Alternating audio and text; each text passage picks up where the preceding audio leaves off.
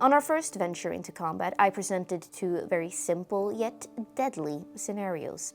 A giant and a dragon against one single player. It was brutal, it was cruel, it was a lot of fun. Since then, people have wondered, is Dragonbane actually this deadly? And what's the point in playing if I'm gonna die immediately? The answer to this is that yes, Dragonbane can be very, very deadly. However, in today's video, we'll play out a longer combat scenario, so you'll see other moves you can take as a player against a dangerous foe.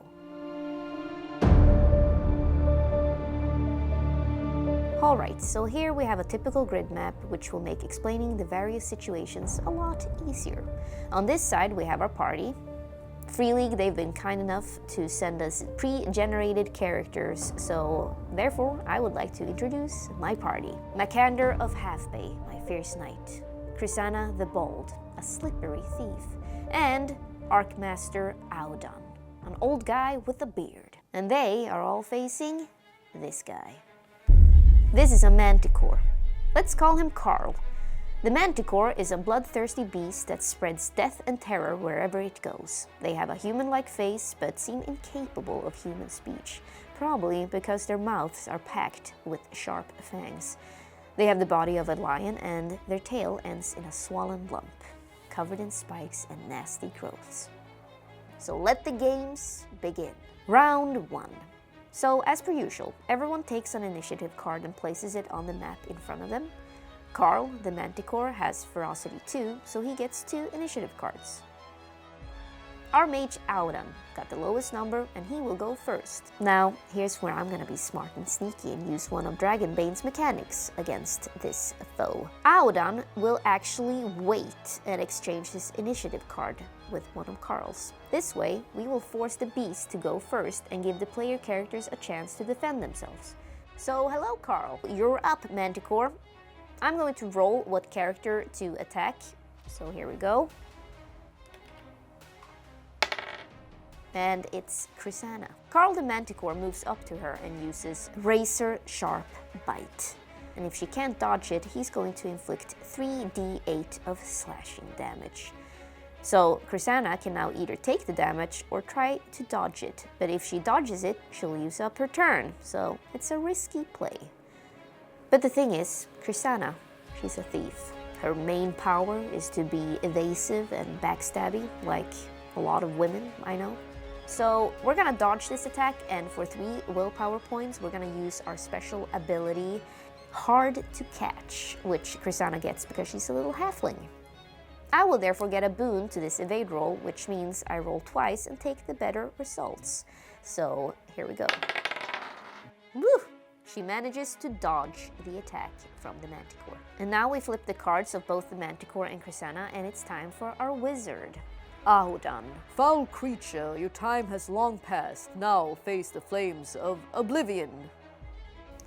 I promise I have friends. Audan will move up so he's 20 meters away from Carl the Manticore and then cast Fireball. Let's see.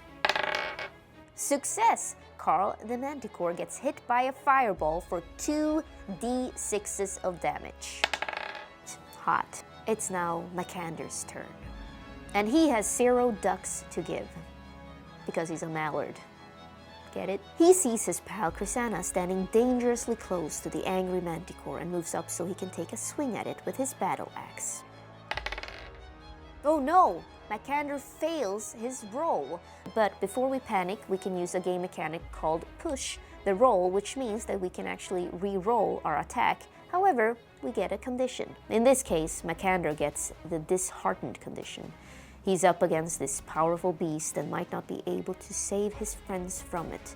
And that would mess with anyone's courage. And due to this condition, he will then get a bane to all his rolls against this particular skill, which is Charisma. But perhaps he will succeed his roll this time. We'll try. There we go. Success for Makander. He slashes the Manticore for 13 points of damage. Well done. And now it's Carl the Manticore's second turn. He just took some serious damage from Makander and would like to return the favor. He does another razor sharp bite, and this one he does not miss because Makander can't parry or dodge. He already used his attack. Carl therefore bites Makander for 9 points of damage, but Makander is a tank and his armor is 6, which means he absorbs a lot of that damage. Wow, so that's the end of the first round, and it's not a bad round for our players. The Manticore, he took some significant damage, but our party looks pretty good. Well, except for maybe poor old Makander, who took 3 points of damage, but perhaps more damage to his soul.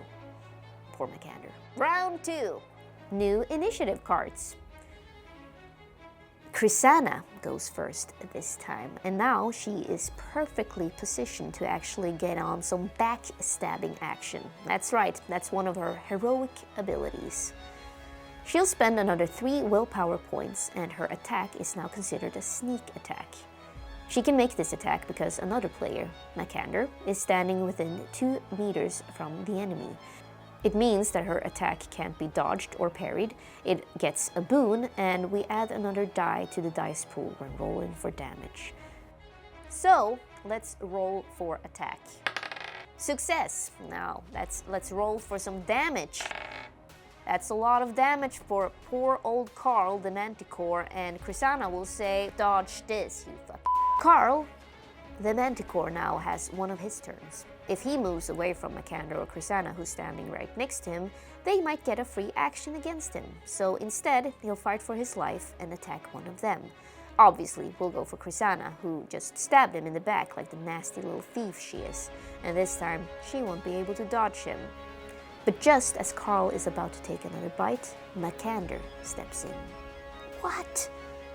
Using his heroic ability, Guardian, he does not hesitate to force the enemy to attack him instead, which makes so much more sense because his armor is a lot tougher than Krisanna's. Krisanna, I got this. I also love you. Let's get married and have weird duck children. I mean mallards. Is that even legal? And the Manticore takes a bite, possibly against Makander's throat because the situation got extremely uncomfortable. Makander takes the damage. It hurts, but at least Krisanna's safe. And it's our old man Audan's turn. And he's ready with another fireball. Ooh, another success. Carl is not looking great as he takes another 7 points of damage, but it's his second turn coming up. But I have something special planned, a little dessert. Carl is going to attack the party with something called Spike Rain. Carl the Manticore hits all players standing within 10 meters with his spikes, piercing them for 1d10 of damage, and injects them with a poison with a potency of 12. Oh yes I did. Let's look up poison rules, shall we? Whenever you ingest a poison, the GM makes an open opposed roll between the potency and your constitution. If the poison wins, you suffer its full effect. The full effect of a paralyzing poison means that you become exhausted and must make a constitution roll each turn, which is not an action.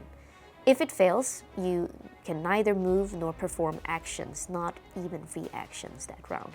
Well, okay, I'm not gonna lie, I thought that was gonna be a lot more deadlier, but at least we're gonna roll a d20 against Krisanna and Makander's constitution and a d10 against Makander's armor, and see if this poison takes effect.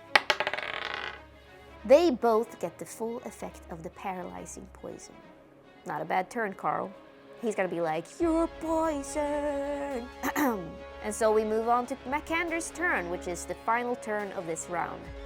Makander first needs to roll Constitution to see if he gets paralyzed or not, and he's already exhausted. Ooh, no! Actually, that's a fail, Makander. Whoopsie, he falls down to the ground. Oh no, paralyzed. Right next to a bloodthirsty, severely wounded creature that wants to eat you for breakfast. That's horrible. That's truly horrible. I can't believe that happened. See how things can quickly change for Carl the Manticore. Alright, I think that's enough for this little combat session. Not because I don't want to know what's going to happen to them, but I think it's a lot more fun to leave it at a cliffhanger. Also, I am a 30-something woman who's playing alone with my dolls, torturing them, which means that I probably should get outside more. I hope you've enjoyed this tutorial, and let us know in the comments what else you would like to see from Dragonbane or any other Free League games. Until next time, this is Ellinor De Lorenzo, the Mallard Killer.